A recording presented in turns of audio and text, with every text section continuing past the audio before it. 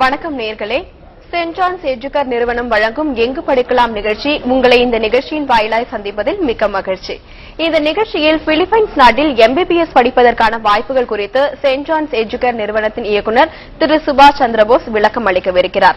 நேயர்களின் கேள்விகளுக்கும் திரு சுபாஷ் சந்திரபோஸ் அவர்கள் பதில் அளிக்கவிருக்கிறார். நேயர்கள் தொலைபேசி வாயிலாக எம்மை தொடர்பு கொண்டு பிலிப்பைன்ஸ் நாட்டில் எம்பிபிஎஸ் படிப்பதற்கான வாய்ப்புகள் குறித்தும் அது குறித்த சந்தேகங்களுக்கும் நீங்கள் விடை காணலாம். நீங்கள் தொடர்பு கொள்ள வேண்டிய தொலைபேசி எண்கள் 0444457730. வணக்கம் சார். வணக்கம் சார், இந்த சென்டர் பத்தி சொல்லுங்க சார். பிலிப்பைன்ஸ் நாட்டுல எம்பிபிஎஸ் படிக்கிறதுக்கான வாய்ப்புகள் இப்ப அதிகமா இருக்குன்னு சொல்றீங்க. இப்ப இந்த சென்டர் பத்தி சொல்லுங்க சார். செயின்ட் ஜான்ஸ் எஜுகேர் நிறுவனம் சென்னையில சின்மயா நகர் பக்கத்துல விருகம்பாக்கம் நடேச நகர் பஸ் ஸ்டாப் அருகில் அமைஞ்சிருக்கு. நாங்க +2 முடிச்சு மருத்துவ படிப்பு முடிப்பதற்காக எதிர்நோக்கி இருக்கிற மாணவர்களை தேர்ந்தெடுத்து அவங்களுக்கான கவுன்சிலிங், பிலிப்பைன்ஸ்ல மருத்துவ படிப்பின் தரம் குறித்தும் அங்கு நடத்தப்படுகிற சிலபஸ் குறித்தும் மற்ற நல்ல விஷயங்களை எடுத்து சொல்லி அவங்கள முடிவு பண்ண வச்சு அவங்களுக்கு அட்மிஷன் எடுத்து ப்ராசஸ் பண்ணி அவங்க கம்ப்ளீட் கோர்ஸ் முடிக்கிற வரைக்கும் அவங்களுக்கான கேரிங் பண்ணி எல்லா விஷயங்களும் நாங்க பண்ணிக்கிட்டு இருக்கோம். இந்த நிறுவனத்தை நாங்க கடந்த 8 ஆண்டுகளாக செயல்படுத்தி வந்தோம். காலர் இருக்காங்க சார். வணக்கம், எங்க இருந்து பேசுறீங்க? உங்களுடைய பெயர்? சார், அடுத்த கால் கட் ஆயிடுச்சு. சார், இப்போ பிலிப்பைன்ஸ்ல எம்பிபிஎஸ் படிக்கிற ஸ்டூடெண்ட்ஸ் வந்து எதுக்கு பிலிப்பைன்ஸை சூஸ் பண்ணணும்னு நினைக்கிறீங்க? அங்க என்ன ஸ்பெஷாலிட்டி என்ன இருக்கு சார்? ஆக்சுவலா இப்போ மருத்துவ படிப்பு முதல்ல இந்தியாவில் தமிழ்நாட்டில் நம்ம படிக்கணும்னா ஒரு 99% மெரிட் மார்க் எடுத்தவங்களுக்கு மட்டும்தான் இங்க கவுன்சிலிங் அடிப்படையில் இடம் கொடுக்க முடியுது. இப்போ நம்ம தமிழ்நாடு பாத்தீங்கன்னா மொத்தமா மெரிட் அடிப்படையில் ஒரு 3000 சீட்டு தான் நமக்கு இருக்குது. சோ 99% மதிப்பெண் பெற்றவர்கள் மட்டும்தான் தமிழ்நாட்டில் மருத்துவ படிப்பு தேர்ந்தெடுக்க முடியும். இதுக்கு முடியலன்னா இவங்களுக்கு மேனேஜ்மெண்ட் கோட்டா சீட் இருக்கு. இந்த சீட் பண்றதுக்கு பெருங்கொண்ட செலவு, நிறைய செலவு ஆகுறது.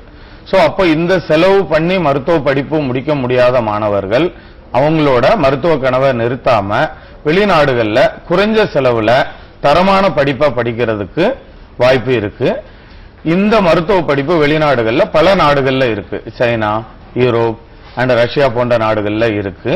சோ ஒவ்வொரு இடத்துலயும் சின்ன சின்ன குறைபாடுகள் இருக்கும். இந்த குறைகள் எதுவும் இல்லாம நிறைவாக நம்ம பிலிப்பைன்ஸ்ல படிச்சுட்டு வர்றதுக்கு வசதி இருக்கிறதுனால நாங்க பிலிப்பைன்ஸ்ல ஒரு யூனிவர்சிட்டியை செலக்ட் பண்ணி. ஒரு காலர் இருக்காங்க, பேசலாம் சார்.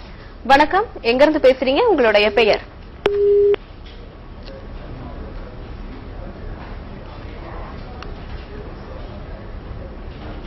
தொடர்ந்து தெரிஞ்சுங்க சார். அடுத்து இப்போ இங்க லோக்கல்லையே வந்து இந்த சென்டரை வந்து ஆரம்பிக்கிற மாதிரி இருக்கா? அதுக்கான படிப்புக்கான வசதிகள்லாம் நீங்க வந்து ஏற்படுத்தி தரீங்களா சார்? என்னென்ன வந்து வழிவகை செய்வீங்க சார்? இப்போ மெரிட் அடிப்படையில, மதிப்பெண் அடிப்படையில இப்போ கவுன்சிலிங்ல போய் மருத்துவம் படிக்கிறாங்க மாணவர்கள். அதுக்கு அடுத்து அவங்க பேமெண்ட் சீட்டு, நிர்வாக மேனேஜ்மெண்ட் கோட்டாவில் இவங்க போய் பணம் அதிகமா செலவு பண்ணி இங்க உள்ள பிரைவேட் மெடிக்கல் காலேஜ்ல பண்ண முடியும். இப்போ இவங்க முதல்லவே கல்லூரியா அணுகியிருப்பாங்க. அந்த நேரம் அங்க வந்து சீட்ஸ் கொஞ்சம் அவைலபிள் இல்லாம இருக்கும். அதுக்கப்புறம் ஒவ்வொரு கல்லூரியா இவங்க போய் இவங்க வந்து ஒரு முடிவு பண்றதுக்குள்ள 1 மாசம் 2 மாசம் டைம் எடுத்துரும். இல்ல அந்த நேரம் இவங்க கமிட் ஆவாங்க, பணம் ரெடியா இருக்காது. அதுக்கப்புறம் இதே மாதிரி இவங்க தொடர்ந்து போகும்போது இவங்களுக்கு வேக்கண்ட் இல்லைங்கிற ஒரு சூழ்நிலை உருவாகும். சோ எங்க கையில எல்லா கல்லூரிகள்லயும் நேரடியான நாங்க தொடர்பு வச்சுட்டு எந்த நேரம் வந்தாலும் எங்க அவைலபிள் இருக்குங்கிறத சொல்லி இங்க தமிழ்நாடு மட்டும் இல்லாம இந்தியா முழுவதும் யூபி, எம்பி, மகாராஷ்டிரா, கர்நாடகா போன்ற மாநிலங்கள்லயும் இந்த மேனேஜ்மெண்ட் கோட்டா கீழே நாங்க மாணவர்களுக்கு அட்மிஷன் எடுத்து கொடுத்துட்டு இருக்கோம். இப்போ எதன் அடிப்படையில சார்? இப்போ வந்து இங்க இருந்து கட் ஆஃப் மார்க்ஸ் இருக்கும் எம்பிபிஎஸ் படிக்கிறதுலாம். இப்போ அங்க வந்து எந்த மாதிரியான மார்க்ஸ் வந்து எடுத்துப்பாங்க சார் எம்பிபிஎஸ் படிக்கிறது? இப்போ மேனேஜ்மெண்ட் கோட்டான்னு போது எலிஜிபிலிட்டி மார்க் மினிமம் கிரைடீரியா ஒன்னு இருக்கு. அடுத்து ஒவ்வொரு மாநிலத்திலையும் ஒவ்வொரு நுழைவுத் தேர்வு மாதிரி ஒரு தேர்வு நடத்தப்படுது. அந்த மார்க்ஸ் கொஞ்சம் சொல்ல முடியுமா சார்?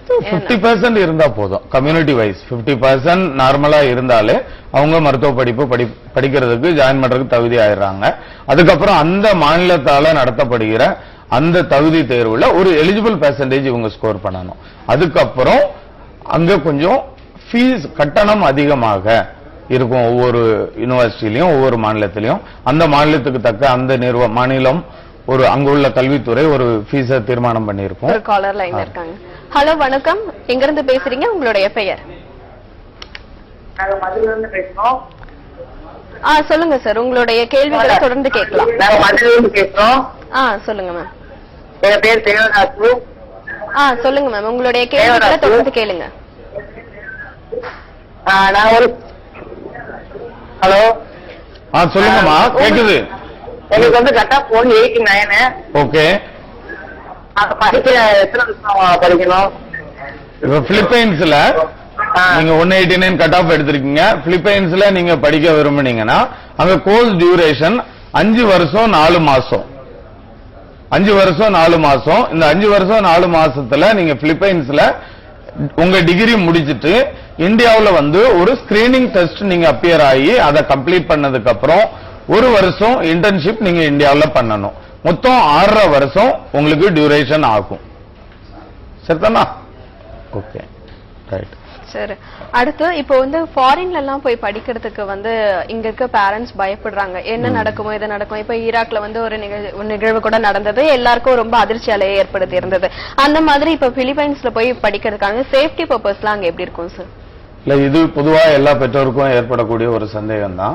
இப்ப இந்த சந்தேகத்துக்கு இப்ப நாங்க இப்போ அங்க உள்ள பிலிப்பைன்ஸ்ல உள்ள யூனிவர்சிட்டி மேல உள்ள நம்பிக்கைகளை விட இந்த நிறுவனத்தை நடத்தி வர்ற எங்க மேல பெற்றோர் நம்பிக்கை வைத்து முதல்ல ஸ்டூடெண்ட்ஸ் அனுப்புறாங்க. அதுக்கப்புறம் அங்க போய் ரீச் ஆனதுக்கு அப்புறம் அங்க இருக்கிற ஓல்டு ஸ்டூடெண்ட் அங்க உள்ள நிலைமைகளை இவங்க பெற்றோருக்கு எடுத்து சொல்லி நாங்க சேஃபா இருக்கோம், படிப்பு நல்லா இருக்குன்னு சொன்னதுக்கு அப்புறம் பெற்றோர் ஓரளவுக்கு தைரியமா இருக்காங்க. அதுக்கப்புறம் அடுத்த வருஷம் ஸ்டூடெண்ட்ஸ் வரும்போது இவங்க எந்த ஊரு எந்த ஏரியாங்கிறத நாங்க கேட்டுக்கிட்டு அந்த ஏரியாவில் உள்ள எங்களோட ஓல்டு ஸ்டூடெண்ட்ஸோட பேரண்ட்ஸோட நம்பரை கொடுக்கும்போது அவங்ககிட்ட பேசுறாங்க, அங்க படிக்கிற பசங்களோடையும் பேசுறாங்க. அதுக்கப்புறம் நிலைமைகளை தெரிஞ்சதுக்கு அப்புறம் இவங்களுக்கு ஒரு தைரியம் வந்து தங்களோட பிள்ளைங்களையும் அனுப்புறதுக்கு தயாராகிறாங்க. மற்றபடி அங்க பேசலாம் சார்.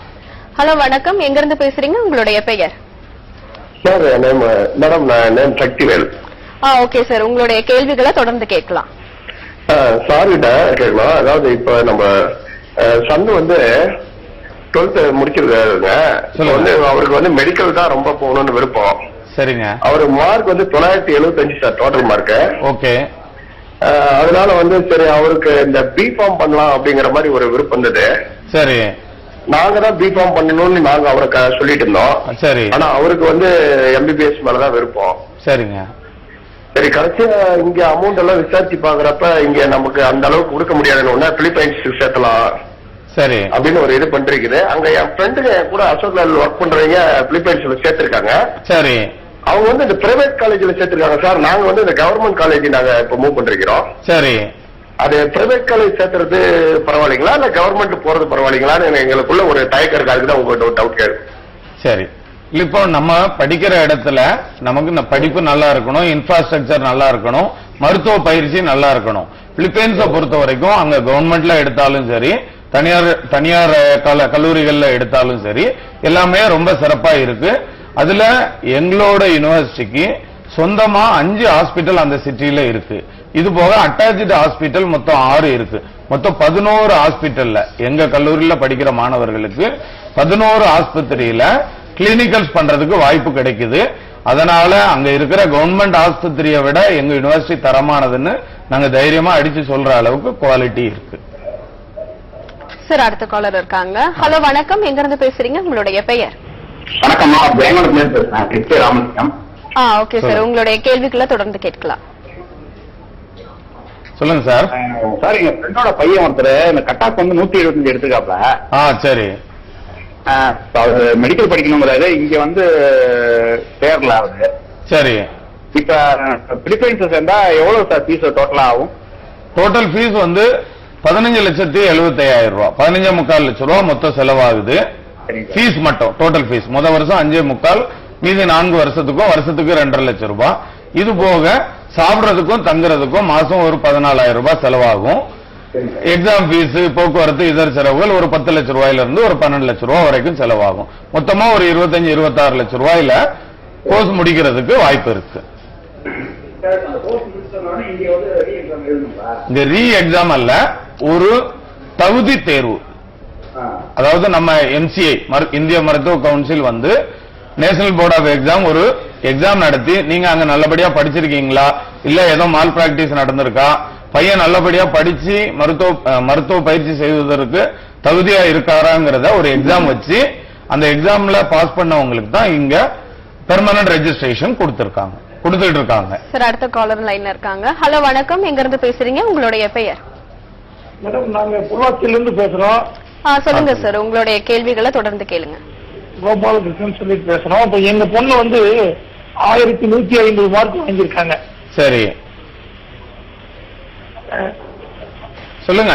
அவங்களோட கட் ஆஃப் 192 கட் ஆஃப்ங்க. 192 கட் ஆஃப். சொல்லுங்க. ஆமா, நம்ம கர்நாடகாவிலயோ மகாராஷ்டிராவிலயோ நம்மளுக்கு சீட் கிடைக்குமா? கர்நாடகா, மகாராஷ்டிரா எல்லா இடமுமே அங்க சில நுழைவுத் தேர்வுகள் இருக்கு. அந்த தேர்வு எடுத்து அதுல நீங்க மெரிட் கிடைச்சிருந்தா உங்களுக்கு கவுன்சிலிங் கால் பண்ணிருப்பாங்க. அந்த கவுன்சிலிங்ல உங்களுக்கு சீட் கிடைச்சிருக்கும். அதுல நீங்க எலிஜிபிள் ஆயிருந்தீங்கன்னா எங்களை அப்ரோச் பண்ணீங்கன்னா அந்த பேமெண்ட் சீட் அரேஞ்ச் பண்ணி தர முடியும். எங்களோட கான்டாக்ட் நம்பர்ஸ் இந்த டிவில ஓடிட்டு இருக்கு. அந்த நம்பர் கால் பண்ணுங்க, உங்களுக்கு அதுக்கான ஆலோசனை நாங்க கொடுக்கறோம். அடுத்த காலர் லைன்ல இருக்காங்க. ஹலோ வணக்கம், எங்க இருந்து பேசுறீங்க, உங்களுடைய பெயர்? ஹலோ, நான் சொல்லுங்க பேசுறேங்க. சொல்லுங்க. சொல்லுங்க சார். என் பையன் வந்து இப்ப பிஜி முடிச்சிருக்காருங்க. சரிங்க. இப்ப அவன் வந்து அப்ராட்ல வந்து இப்ப படிக்கணும் அப்படின்னா மேல வந்து மாஸ்டர் படிக்கணும்னு நினைக்கிறான். சரி. நான் கேள்விப்பட்டது வந்து இந்த பிட்ஸ் பிளாட் யூனிவர்சிட்டிங்கிறது இந்த நம்ம இந்தியாவில் இருக்கிற யூனிவர்சிட்டியோட பிரான்ச் வந்து கல்ஃப் கண்ட்ரீஸ்ல இருக்கிற மாதிரி சொல்றாங்க. ஐயா மன்னிக்கணும், நான் பிலிப்பைன்ஸ்ல வேற எந்த நாட்டுல வந்து படிச்ச ஐடியலா இருக்கு? ஐயா, நான் பிலிப்பைன்ஸ்ல மருத்துவ படிப்பு படிக்கிறதுக்கான ஆலோசனை கொடுத்துட்டு இருக்கோம். நாங்க +2 முடிச்சு மருத்துவ படிப்பு எதிர்நோக்கி இருக்கிற மாணவர்களுக்கு பிலிப்பைன்ஸ்ல எங்க யூனிவர்சிட்டியில மருத்துவ படிப்பு படிக்கிறதுக்கான கேள்வி பதில் மட்டும் இப்ப நம்ம தொடர்ந்துட்டு இருக்கோம். சரிதானா? ரைட். சார் அடுத்து இப்போ கம்ப்யூட்டர் வேர்ல்ட்ல நம்ம ஆன்லைன்ல படிக்கலாம், நிறைய வசதிகள் வந்துருச்சு. ஆன்லைன்ல படிக்கிறது அந்த மாதிரி எஜுகேஷன் சார்பா வந்து நிறைய வெப்சைட் ஆரம்பிச்சு அந்த மாதிரி படிப்புகளை வந்து இப்போ டெவலப் பண்ணிட்டு இருக்காங்க. சோ இப்போ இங்க பிலிப்பைன்ஸ்ல போய் இந்த நிறுவனத்துல படிக்கிறதுனால என்ன பயன் சார் மாணவர்களுக்கு? இப்போ ஆன்லைன்ல படிக்கலாம், கரஸ்பாண்டன்ட் கோர்ஸ்ல படிக்கலாம். இதெல்லாம் வந்து ஒரு ஆர்ட்ஸ் அண்ட் சயின்ஸ் வந்து நம்ம ஆர்ட்ஸ் தான் படிக்க முடியுமே ஒழிய சயின்ஸ் கூட படிக்க முடியாது. ஏன்னா சயின்ஸ்னா அதுக்கு பிராக்டிக்கல் வரும். சோ ஆன்லைன் கரஸ்பாண்டன்ட் கோர்ஸ் எல்லாமே அதாவது ஆர்ட்ஸ் அண்ட் சயின்ஸ்ல ஆர்ட்ஸ் மட்டும் தான் படிக்க முடியும். மருத்துவ படிப்புங்கிறது நிச்சயமா ஒரு ஆன்லைன்லயோ ஒரு கரஸ்லயோ வந்து ப்ரிப்பேர் பண்ண முடியாது. ஏன்னா அங்க வந்து உங்களுக்கு மருத்துவ பயிற்சி கிடைக்கணும். சோ பொதுவா பிலிப்பைன்ஸை நாங்க தேர்ந்தெடுக்கிறதுக்கு சொல்ல காரணங்கள் என்னன்னா, பிலிப்பைன்ஸ்ல அமெரிக்கன் சிலபஸ்ல பாடம் நடத்தப்படுது. இதுதான் நம்பர் 1 சிலபஸ். மருத்துவ படிப்புக்காக நான் கூடின சிலபஸ் இது. பிலிப்பைன்ஸ் வந்து ஆங்கிலம் பேசும் நாடு. இங்க ஃபேக்கல்டிஸ் வந்து இங்கிலீஷ்ல ரொம்ப ஸ்ட்ராங்கா இருப்பாங்க. சோ படிப்பதற்கு உகந்த நாடு, நல்லா கத்துக் கொடுக்கிற ஒரு நாடு. இதை தாண்டி பிலிப்பைன் சிலபஸ்லயே வந்து இங்க கிளினிக்கல்ஸுக்கு ஒரு 1.5 வருஷம் முக்கியத்துவமாக இருக்கு, மருத்துவ பயிற்சி கிடைக்குது. சோ இதனால நம்ம பிள்ளைங்க வந்து மருத்துவ பயிற்சியை ரொம்ப நல்லபடியா கத்துக்கிட்டு வர்றதுக்கு வாய்ப்பு இருக்கு. அதே மாதிரி பிலிப்பைன்ஸ் கிளைமேட் வந்து நம்ம இந்தியாவை போல சீதோஷ்ண நிலை கொண்ட நாடு. அதனால இங்க நிலவர அந்த வியாதிகள்ல நமக்கு நல்ல பயிற்சி கிடைக்கும். ரெண்டாவது, நமக்கு கட்டணங்களும் குறைவா இருக்கு, போக்குவரத்தும் பக்கமா இருக்கு. இது போன்ற அடுத்து மேல் படிப்பு நம்ம இந்த யூஜி முடிச்சதுக்கு அப்புறம் வளர்ந்த நாடுகள்ல போய் மேல் படிப்பு முடிப்பதற்கான எக்ஸாம் முடிப்பதற்கு இங்க வாய்ப்புகள் நிறைய இருக்கு. பிலிப்பைன்ஸ்ல இந்த மருத்துவ படிப்பு படிப்பதனால இது போன்ற காரணங்களால நீங்க பிலிப்பைன்ஸ் வந்து மருத்துவ படிப்பு படிக்கலாம் அப்படிங்கறத மாணவர்களுக்கும் பெற்றோர்களுக்கும் நாங்க உணர்த்திட்டு இருக்கோம். ஹலோ வணக்கம், எங்க இருந்து பேசுறீங்க, உங்களுடைய பெயர்? மேடம், நான் கிருஷ்ணகிரி மாவட்டம் மூத்தமலையிலிருந்து பேசுறேங்க. சொல்லுங்க சார். எங்க பையன் வந்து 187 கட் ஆஃப் இருக்காருங்க. சொல்லுங்க சார். பிலிப்பைன்ஸ்க்கு நம்ம போனே அங்க ரிட்டர்ன் வந்து இங்க ஒரு ஸ்கிரீனிங் டெஸ்ட் எழுதுறேன்னு சொல்றாங்க. ஆமா, நிறைய பேர் அது ரொம்ப சிரமமா இருக்குதுன்னு சொல்றாங்க. எப்படி சார் அது? இப்போ உங்களுக்கு சிரமமா இருக்குன்னு சொல்றவங்க நிறைய பேரை நீங்க பாத்திருக்கீங்க. அதே மாதிரி முடிச்சிட்டு வந்து நிறைய பேர் சந்தோஷமா இருக்கிறதையும் நாங்க பார்த்துட்டு இருக்கோம். எப்பவுமே என்னன்னா இந்த ஸ்கிரீனிங் டெஸ்ட் வந்து இந்த பிள்ளைங்க அந்த 5.5 வருஷம் என்ன படிச்சிருக்காங்களோ அதுல இருந்துதான் கேள்விகள் கேட்கப்படுது. வேற எந்த கேள்வியும் அவுட் ஆஃப் சிலபஸ் கேட்கறது இல்ல. படிச்ச பாடத்துல இவன் ஒழுங்கா படிச்சிருக்கானான்னு தேர்வு வைக்கிறாங்க. சோ இந்த படிப்பை முழுமையா கவனத்தோட தங்களை தயார்படுத்தி இருந்தா இந்த ஸ்கிரீனிங் டெஸ்ட்ல இவங்க ஃபெயில் ஆகுறதுக்கு எந்த வாய்ப்பும் இல்ல. சோ பிலிப்பைன்ஸ்ல படிக்கிற மாணவர்கள் அட்டெம்ப்ட்ல எபோ 90% மேல ஃபர்ஸ்ட் அட்டெம்ப்ட்லயே பாஸ் பண்றதுக்கு நிறைய வாய்ப்பு இருக்கு. அதை நாங்க கண்கூடா பார்த்துக்கிட்டு இருக்கோம். சோ இந்த மார்க் எடுத்த பசங்க நல்லபடியா படிச்சா நிச்சயம் ஸ்கிரீனிங் டெஸ்ட் குறித்து எந்த பயமும் பயப்பட வேண்டிய அவசியம் இல்லை. சார் அடுத்து செயல் வழி பயிற்சிகள்லாம் அங்க எந்த அளவுக்கு இருக்கு சார்? எக்ஸ்பிரிமெண்ட்ன்றது ரொம்ப முக்கியம். ஏன்னா ட்ரைனிங் எக்ஸ்பிரிமெண்ட் அதெல்லாம் இருந்தா இன்னும் வேல்யூவா இருக்கும் படிச்சதுக்கு. சோ அங்க வந்து அந்த பயிற்சிகள்லாம் எந்த அளவுக்கு இருக்கு சார்? இல்ல பொதுவா இப்போ மருத்துவ படிப்புங்கும் போதே எல்லா காலேஜ்லயும் நியர்பை ஒரு ஹாஸ்பிட்டல் இருக்கும். சோ இவங்க முதல்ல தியரிட்டிக்கல் பார்ட் முடிச்சிட்டு அடுத்து ஹாஸ்பிட்டல் போய் ப்ரீ கிளினிக்கல் பயிற்சி பெற்றுட்டு அடுத்து பேஷண்ட்ஸோட இன்டராக்ட் பண்ணி பயிற்சி பண்ணி தங்களை ஒரு டாக்டரா தயார்படுத்தணும். சோ இப்படி தயார்படுத்தும் போது அங்க இவங்க கிளினிக்கல்ஸ் பண்ற அந்த ஹாஸ்பிட்டல்ஸ்ல நிறைய பேஷண்ட்ஸ் வரணும். நிறைய பேஷண்ட்ஸ் வந்தாதான் இவங்களுக்கான பயிற்சிகள் எல்லா துறையிலும் கிடைக்கும். பேஷண்ட்ஸ் கம்மியா இருந்தாங்கன்னா அந்த வாய்ப்புகள் சரியா கிடைக்காது. சோ ஏற்கனவே ஒரு காலருக்கு நான் சொன்ன மாதிரி எங்களோட யூனிவர்சிட்டிக்கு சொந்தமா 5 ஹாஸ்பிட்டல் இருக்கு. இன்னும் 6 ஹாஸ்பிட்டல் நம்ம ஸ்டூடெண்ட்ஸ் வந்து இந்த கிளினிக்கல்ஸ் பண்றதுக்கு அட்டாச்டு ஹாஸ்பிட்டல்ஸ் இருக்குது. சோ அங்கேயும் பேஷண்ட்ஸ் எல்லா ஹாஸ்பிட்டல்லையும் நிறைஞ்சு வெளியேற மாதிரி இருக்கிறதுனால நல்ல கிளினிக்கல் பிராக்டிஸ் நம்ம யூனிவர்சிட்டியில படிக்கிற மாணவர்களுக்கு கிடைக்குது. இது அங்க படிச்சுட்டு முடிச்சுட்டு வந்த ஸ்டூடெண்ட்ஸும் பேரண்ட்ஸுமே எங்களுக்கு சொல்றத நாங்க கேட்டிருக்கோம். சார் அடுத்து கம்யூனிகேஷன்ஸ் லெவல்லாம் அங்க எப்படி இருக்கு சார்? இங்க வந்து மெட்ரிகுலேஷன் படிச்ச பசங்க மட்டும் அங்க போய் படிக்க போறது கிடையாது. கார்ப்பரேஷன் ஸ்கூல்ல படிச்சவங்களும் ஏன்னா அப்ப அவங்களுக்கு வந்து கம்யூனிகேஷன் ஸ்கில் வந்து அதிகமாவே இருக்கிறதுக்கு சான்சஸும் கம்மியா தான் இருக்கு. சோ கம்யூனிகேஷன் லெவல்லாம் அங்க எப்படி இருக்கு சார்? சோ இது பிலிப்பைன்ஸ் வந்து ஆங்கிலம் பேசும் நாடு. அங்க எல்லா மக்களும் ஆங்கிலம் பேசுவாங்க. உலகத்திலேயே 3rd largest English speaking country, அதாவது ஆங்கிலம் அதிகமாக பேசும் 3வது நாடு. சோ அங்க வந்து அவங்க புழக்கத்தில் இருக்கிறது அபிஷியல் லாங்குவேஜ் எல்லாமே இங்கிலீஷ். இன்னைக்கு நம்ம ஸ்டூடெண்ட்ஸ் தமிழ் மீடியம் படிச்சாலும் அவங்க 3வது படிக்கிற காலத்துல இருந்தே அவங்க ஆங்கிலம் கத்துக்கிட்டே வர்றாங்க. சோ கொஞ்சம் ஒரு தயக்கங்கள் இருக்கும். அடுத்தவங்க ஆங்கிலம் பேசுறத நல்லா புரிஞ்சுக்குவாங்க, பேசுறதுக்கு ஒரு தயக்கங்கள் இருக்கும். இது சூழ்நிலை, வேற வழி இல்லாததுனால 1 மாசம் 1.5 மாசத்துல அவங்கள ஆங்கிலத்துல முழுமையா பேசுறதுக்கும் அங்க அவங்க ஆங்கிலத்தில் நடத்துறதையும் கவனிக்கிற அளவுக்கு தங்களை மேம்படுத்திக்கிறாங்க. சோ அதனால எந்த பாதிப்பும் இதுவரைக்கும் எந்த மாணவர்களுக்கும் ஏற்பட்டதில்லை. இப்போ பிலிப்பைன்ஸ் பார்த்தோம்னா தீவுகள் நிறைந்த இடம். அங்க வந்து இயற்கை சீற்றங்கள் வர்றதுக்கான வாய்ப்புகள் அதிகமாவே இருக்கு. அதுக்கான இப்போ இந்த காலேஜ் வந்து நீங்க இந்த சென்ட் ஜான்ஸ் எஜுகேர் காலேஜ் வந்து அது எந்த இடத்துல இருக்கு சார்? அந்த இடத்துல ஓகே, சென்ட் ஜான்ஸ் எஜுகேர் வந்து எங்களோட காலேஜ் இல்ல, பிலிப்பைன்ஸ்ல தவோ மெடிக்கல் ஸ்கூல் ஆஃப் ஃபவுண்டேஷன்ங்கிற ஒரு யூனிவர்சிட்டிக்கு நாங்க அட்மிஷன் கொடுத்துட்டு இருக்கோம், சென்ட் ஜான்ஸ் எஜுகேர். ஓகே, இப்போ கடல் பிலிப்பைன்ஸ் தீவுகள் சூழ்ந்தது. எங்க யூனிவர்சிட்டியில இருந்து ஒரு 8 கிலோமீட்டர் 10 கிலோமீட்டர் தூரத்துல கடல் இருக்கு. அதனால இங்க சுனாமி வரும், ஊர் அழிஞ்சிரும் அப்படின்னு சில காம்படிட்டர்ஸ் இத சொல்றாங்க.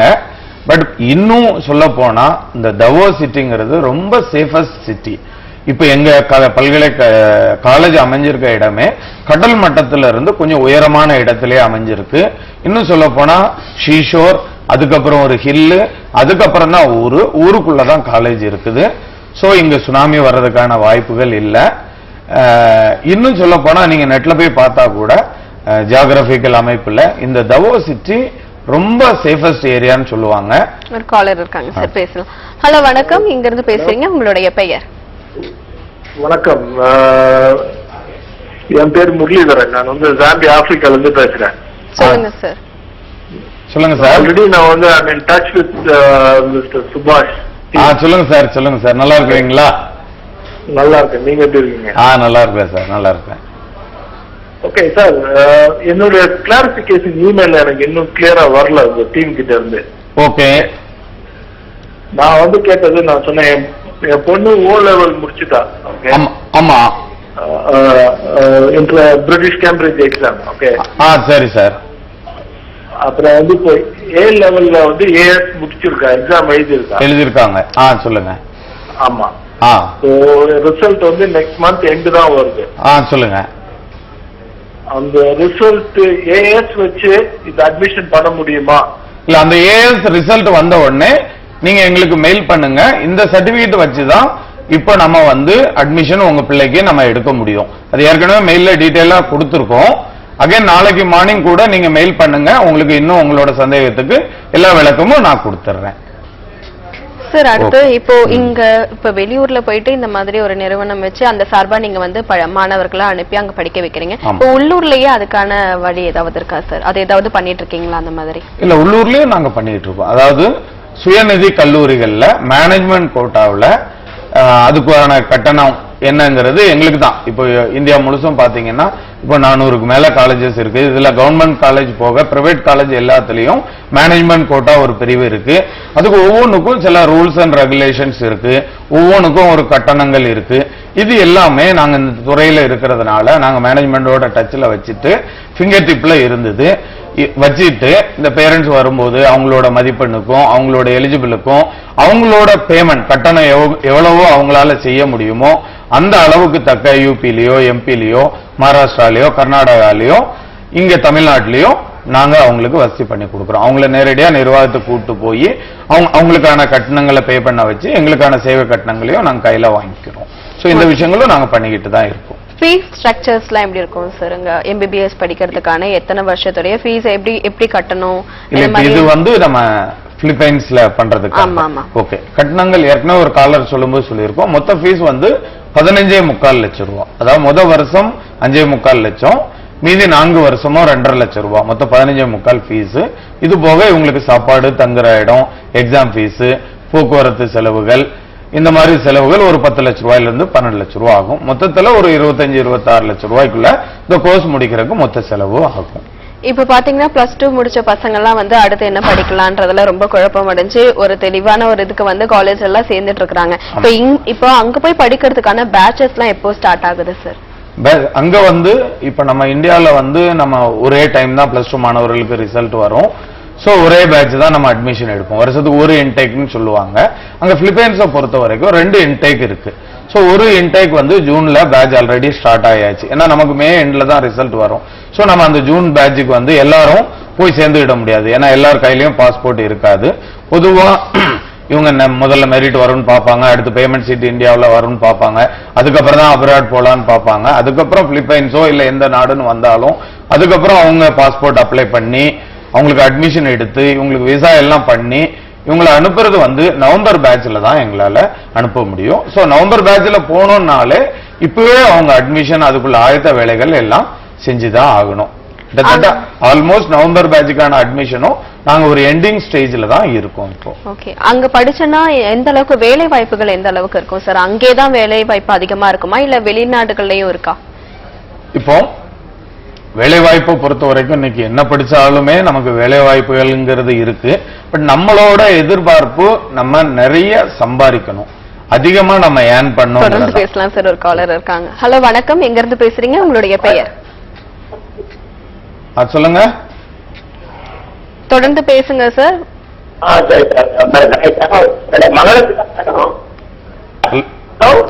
சொல்லுங்க சார், உங்களுடைய டிவி வால்யூம் கம்மி பண்ணிட்டு பேசுங்க. சொல்லுங்க சார். ஹலோ, மகள் வந்து சொல்லுங்க. சரி, இங்க பிலிப்பைன்ஸ்ல எங்க யூனிவர்சிட்டியில மருத்துவம் படிக்கிறதுக்கு எவ்வளவு செலவாகுங்கிறது 10 லட்சம் ரூபாய்க்கு முடியாது. ஏன்னா மொத்த ஃபீஸே 15.25 லட்சம் ரூபாய் ஆகுது. இது போக மினிமம் 10 லட்சம் ரூபாய் நீங்க செலவு பண்ணதான் ஆகணும். சோ ஒரு 25 லட்சம் ரூபாய்க்கு நம்ம தயார் பண்ணாதான் நம்ம இங்க கோர்ஸ் முடிச்சிட்டு வர முடியும். தொடர்ந்து பேசலாம் சார். அதான் வேலை வாய்ப்புகள் பத்தி. வேலை வாய்ப்பை பொறுத்த வரைக்கும் இப்ப வேலை வாய்ப்பு இல்லைன்னே சொல்ல முடியாது. இன்னைக்கு இந்தியாவை பொறுத்த வரைக்கும் 1750 பேருக்கு தான் ஒரு டாக்டர் இருக்கு. அதாவது ஒரு டாக்டர் 1750 பேருக்கு ஒரு டாக்டருங்கிற ரேஞ்சில தான் இருக்கு. நம்ம ஜனத்தொகை ரொம்ப அதிகமா இருக்கு. இன்னும் ரொம்ப வளர்ந்த நாடுகள் பாத்தீங்கன்னா இப்போ US UK அங்கெல்லாம் பாத்தீங்கன்னா 250 பேருக்கே ஒரு டாக்டர் இருக்காங்க. சோ டாக்டரோட தேவை நிறைய இருக்கு.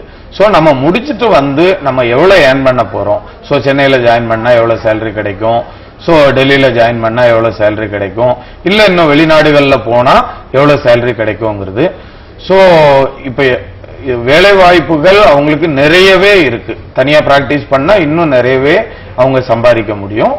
வளர்ந்த நாடுகள் போனா நிறைய சம்பளங்கள் இருக்கு. ஆனா அதுக்காக அவங்க சில தகுதி தேர்வுகள் முடிச்சா மட்டும்தான் அவங்க ரெக்ரூட் பண்ணி அந்த சேலரி கொடுப்பாங்க. மாசம் 15 லட்சம் ரூபாயில இருந்து 20 லட்சம் ரூபாய் மாதத்திற்கே சம்பளம் கொடுக்கக்கூடிய நாடுகளும் இருக்கு.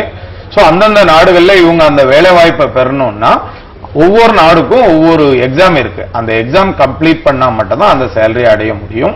மற்றபடி இங்க இந்தியாவில் கவர்மெண்ட் ஜாபும் உண்டு. சோ கார்பரேட்ஸும் நம்ம ஸ்டஃப்க்கு தக்க நம்மள ரெக்ரூட் பண்ணிக்கிறாங்க. சோ இல்ல ஒரு கிராமத்துல போய் உட்கார்ந்தா கூட டெய்லி ஒரு 50 பேஷண்ட் பார்த்தாலும் இன்னைக்கு உள்ள நிலைமைக்கு ஒரு 5000 ரூபாய் ஏர்ன் பண்ற அளவுக்கு சூழ்நிலைகள் இருக்கு. சோ நம்ம படிக்கும்போது முழுமையாக ஈடுபடுத்தி படிச்சு நம்மகிட்ட வர்ற வியாதியஸ்தர்களை நம்ம நல்லா குணமாக்குனா நம்மளை தேடி நிறைய பேஷண்ட்ஸ் வரப்போறாங்க. சோ மருத்துவ படிப்பை பொறுத்த வரைக்கும் வேலை வாய்ப்புக்கான பயம் என்னைக்குமே நம்ம அடைய வேண்டியதில்லை. சோ இந்த ட்ரேடே எவர் லாஸ்டிங் ட்ரேட்னு சொல்லுவாங்க. எப்பனாலும் நம்ம உயிர் இருக்க வரைக்கும் நம்ம வைத்தியம் பண்ணி நம்ம ஏர்ன் பண்றதுக்கு இங்க வாய்ப்பு இருக்கு. இப்போ அங்க இருக்க சர்டிபிகேட்ஸ் இங்க இருக்க மருத்துவ கவுன்சில் அங்கீகரிக்குதா சார்? அங்கீகரிக்கிறாங்க. சோ பொதுவாவே வெளிநாடுல படிக்கும்போது அந்த நிறுவனம் அந்த கல்லூரி நம்ம MCAல அங்கீகரிக்கப்பட்டிருக்கணும். சோ நம்ம யுனிவர்சிட்டி அந்த அங்கீகாரம் வாங்கியிருக்கு. இன்னும் வேர்ல்டு ஹெல்த் ஆர்கனைசேஷன்லயும் அங்கீகாரம் வாங்கியிருக்கு. MCAல அங்கீகாரம் இருந்தா இங்க ஸ்கிரீனிங் டெஸ்ட் எழுதலாம், எழுதிட்டு இந்தியால பிராக்டிஸ் பண்ணலாம். ஹூல அங்கீகாரம் வாங்கி இருந்தா உலகத்துல எந்த நாடுக்கு வேணாலும் அங்க உள்ள எக்ஸாம் எழுதி அந்த நாடுக்கு நம்ம வேலை வாய்ப்புக்கு போகலாம். சோ 2 அங்கீகாரமும் நம்ம யுனிவர்சிட்டிக்கு இருக்கு. எந்த மாதிரி இப்போ அங்க இருந்து இங்க கிளினிக்ஸ் ஏதாவது வைக்கணும்னா அதுக்கான டெஸ்ட்ஸ் எதனா இருக்கா சார்? இல்ல டெஸ்ட் இல்ல. ஃபர்ஸ்ட் MCAல அவங்க ஒரு பெர்மனன்ட் ரெஜிஸ்ட்ரேஷன் முடிச்சிருக்கணும். அரசு பதிவு பெற்ற மருத்துவர் பதிவு எண் அப்படின்னு ஒரு நம்பர் எல்லா டாக்டர்ஸும் ஒரு சீல் குத்துவாங்க, அதுல இருக்கும். சோ அவங்க ஸ்கிரீனிங் முடிச்ச உடனே ஒரு வருஷம் இன்டர்ன்ஷிப் இங்க பண்ணிட்டு திரும்ப அகைன் இந்த இன்டர்ன்ஷிப் சர்டிபிகேட்டை MCAல ப்ரொடியூஸ் பண்ணி இந்த பெர்மனன்ட் ரெஜிஸ்ட்ரேஷன் சர்டிபிகேட் நம்ம வாங்கிக்கலாம். இந்த சர்டிபிகேட் வாங்கினதுக்கு அப்புறம் தான் நம்ம பிராக்டிஸ் பண்றதோ இல்ல கிளினிக் வைக்கிறதோ இல்ல வெளியே வேலைக்கு போறதோ இந்தியால நடக்கும். பாதுகாப்பு எல்லாம் இப்போ அங்க ஹாஸ்டல்ல தங்குற பசங்களுக்கு எல்லாம் பாதுகாப்பு எப்படி இருக்கு சார்? சோ சேஃப்டியை பொறுத்த வரைக்கும் நம்ம எந்த பயமும் பயப்பட வேண்டியதில்லை. ஏன்னா பொதுவாவே பிலிப்பினோஸ் ரொம்ப ஃப்ரெண்ட்லி நேச்சர் உள்ளவங்க. சோ அவங்க இப்போ மத்த ஆஸ்திரேலியா மத்த தொடர்ந்து பேசலாம் சார். ஒரு காலர் இருக்காங்க. ஹலோ வணக்கம், எங்க இருந்து பேசுறீங்க? உங்களுடைய பெயர்? சொல்லுங்க சார். இப்ப பிலிப்பைன்ஸ்ல படிச்சதா இங்க நம்ம இந்தியாவில என்ன சேலரி கொடுக்குறாங்கம்மா? அட்லீஸ்ட் எவ்வளவு சம்பளம் வாங்கலாம் இங்க? சோ பிலிப்பைன்ஸ்ல படிச்சவங்களுக்கு இந்தியாவில எவ்வளவு சேலரி, அதாவது பிலிப்பைன்ஸ் வெளிநாடுல படிச்சவங்களுக்கு எவ்வளவு சேலரிங்கிறது இல்ல. பொதுவா இப்ப நம்ம நாட்டுல படிக்கிற மாதிரி MBBSக்கு இணையான படிப்பு தான், அதுக்கு இணையான சம்பளம் தான் இங்க கொடுக்கறாங்க. இப்போ ஒரு கார்பரேட் 4 பேர் ரெக்ரூட் பண்றாங்கன்னா அவங்க உண்மையான திறமைசாலிகள் யாருங்கிறத அவங்க கண்டெடுத்துருவாங்க. சோ நம்ம பிலிப்பைன்ஸ்ல படிச்சவங்க அந்த வாய்ப்பை ஈஸியா நம்ம தக்க வைக்கிறதுக்கு வாய்ப்பு இருக்கு. சோ பிலிப்பைன்ஸ்ல படிச்சவங்களுக்கு இவ்வளவு சம்பளம், ரஷ்யால படிச்சவங்களுக்கு இவ்வளவு சம்பளம் அப்படிங்கிற எந்த நெறிமுறையும் புழக்கத்துல இல்ல. சோ நம்ம இந்தியாவில படிக்கிறவங்களுக்கு இணையான சம்பளம், நம்ம திறமையா வேலை பார்த்தா நமக்கான இன்கிரிமெண்ட் சீக்கிரமே நமக்கு அதிகமாவே கிடைக்கும். சார் இப்ப நம்ம இந்த நிகழ்ச்சியோட நிறைவு பகுதிக்கு வந்துட்டோம். இன்னைக்கு +2 படிக்கிற பசங்க அடுத்து MBBS படிக்கிறதுக்கான நிறைய வழிவகை ஆலோசனை எல்லாம் நீங்க சொன்னதுக்கு ரொம்ப நன்றி சார். நேயர்களே, இன்னைக்கு இந்த நிகழ்ச்சியில நம்ம MBBS பிலிப்பைன்ஸ்ல போயிட்டு MBBS படிப்பதற்கான வாய்ப்புகள் எந்த அளவுக்கு இருக்கு, வேலை வாய்ப்புகள் எந்த அளவுக்கு இருக்குன்றத பத்தி நிறைய தெரிஞ்சுக்கிட்டோம். மீண்டும் ஒரு நிகழ்ச்சியில் சந்திக்கும் வரை உங்களிடமிருந்து விடைபெறுகிறேன். நன்றி, வணக்கம்.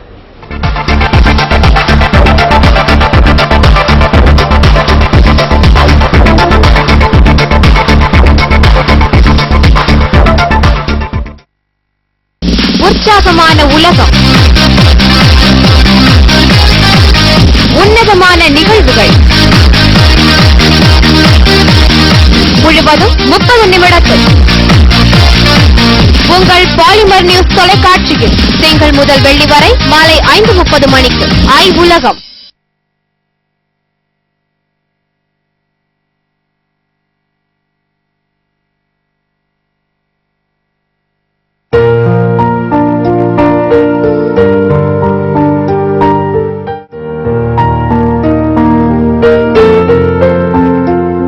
வணக்கம் நேர்களே. சோரியாசிஸ் என்கிற தோல் வியாதி நம்மளுடைய உலக மக்கள் தொகையில 3% மக்களையும் இந்திய மக்கள் தொகையில 3 கோடி மக்களையும் பாதிக்கப்பட்டிருக்கிறதா ஒரு ரீசன்ட் சர்வே சொல்லுதுங்க. இந்த சோரியாசிஸ் தோல் வியாதி எதனால வருது, அதுக்கான அறிகுறிகள் என்னென்ன, இதை எப்படி குணப்படுத்தலாம் என்பது பற்றி கடந்த 20 வருடங்களாக மூலிகை மருத்துவத்தால சிகிச்சை அளித்து வரும் நமது டாக்டர் CN ராஜதுரை அவர்களை இப்போது சந்தித்து கேட்கலாம். வாங்க.